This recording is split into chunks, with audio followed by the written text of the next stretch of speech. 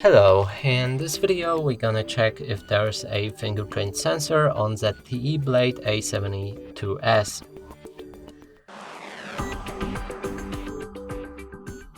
And to do this we'll need to open our settings. Now locate something like security.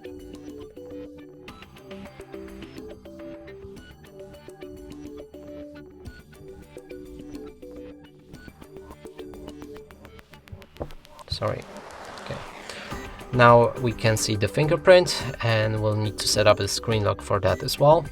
But that already confirms that this device does have it. Now we just need to find it.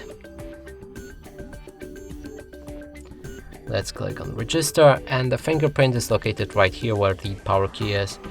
And that's it for this video. Hope you like it. Please consider subscribing to our channel, leave a like and a comment below.